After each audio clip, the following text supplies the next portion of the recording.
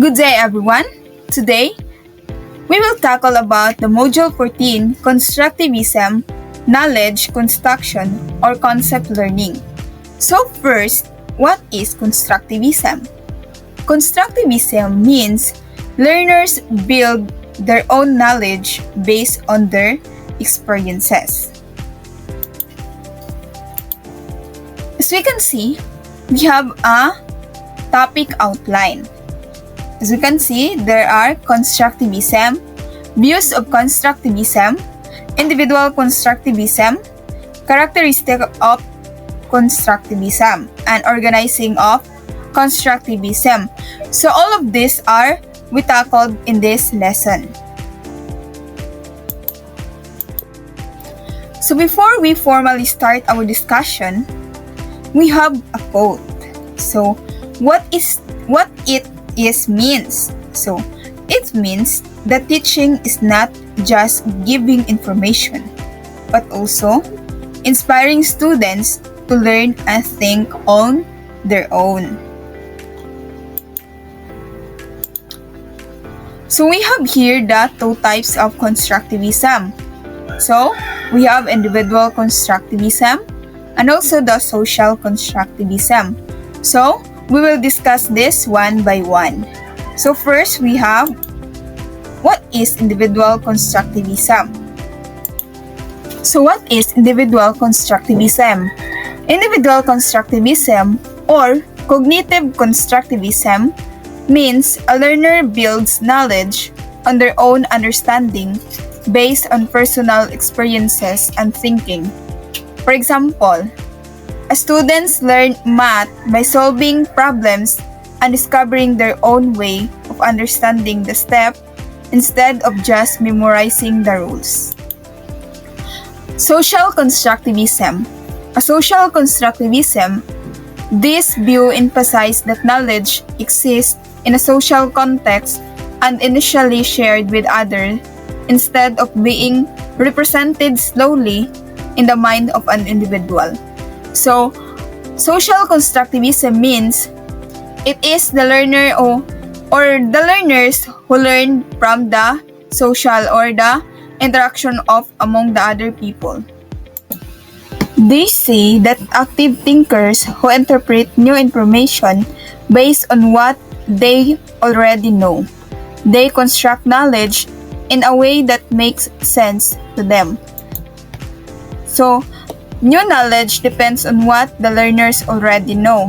They pass knowledge helps them understand new information. For example, a child who already know the letters will learn reading fast because they can connect letters to words.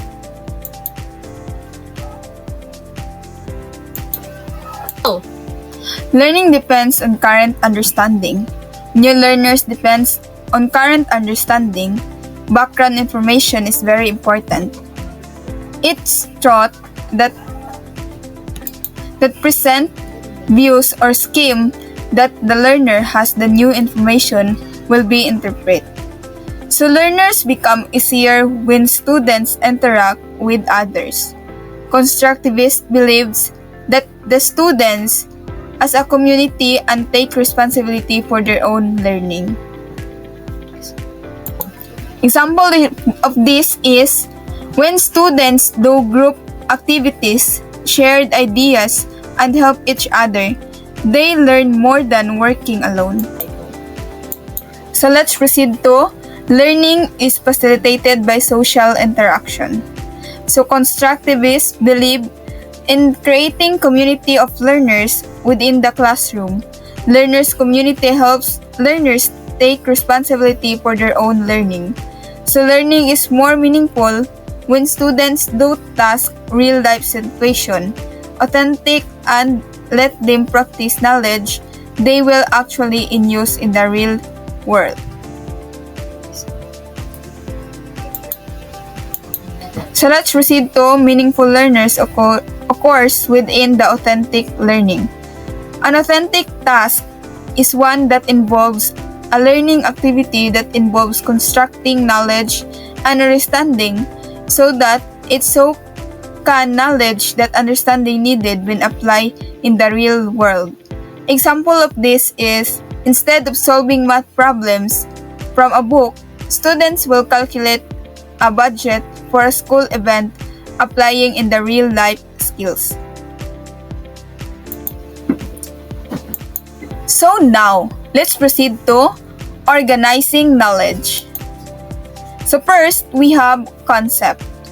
A concept is a way of grouping a categorizing object or events in our mind. A concept is to teach includes a group of tasks such as model, discuss, illustrate, explain, assess, and etc. So a concept is a way of a group similar ideas, objectives, or action in our mind. Students learn my concept even from the simple complex of a time. So example of this is, a learner are the concept of teach include the action like explain how, help, or demonstrate something to do others. So let's proceed to concept as a feature list. Learning of a concept involves learning specific features that characterize positive instances of the concept. Include here are the defining features are correlational feature. So, learning concept means knowing by the key features that define it. This includes defining features must have traits or a correlational features to trait usually appear in have are not required. So example of this is for a concept of a bird. So we will give a learners for a concept of a bird so that they can learn a lot. Next is concept as a prototype. So what is this? Concept is a prototypes that an idea in a visual images of a typical example. It is usually formed based on the positive instances that learners encounter most often. So a prototype this a mental image of the most typical example of a concept. It helps to recognize new examples by comparing them to this untypical idea. Example, when you think of a cat, you probably imagine small, funny animals with wrinkles because that's the most common type do you see. So next is concept as exemplars. So concept as exemplars is a represented variety of example. It allows learners to know that an example under the concept may have variability. So example of this is a concept of a dog. Ang exemplar include Labrador and Chihuahua and the German Shepherds, showing the dog that they can vary every size and the color. So now let's proceed to making concept effective. So as a future teacher, we provide opportunity to learners to identify positive and negative instances. So now let's proceed to schemas and script. A script is a schema that concludes a series of predictable events about the specific activity. A schema is a mental file that organizes knowledge about something. It helps understand and predict things based on what they have already know. Example, a schema of a teacher includes someone who explains lesson, gives homework, and helps students to learn. So I hope you learned a lot for our discussion. So that's all for today. Thank you.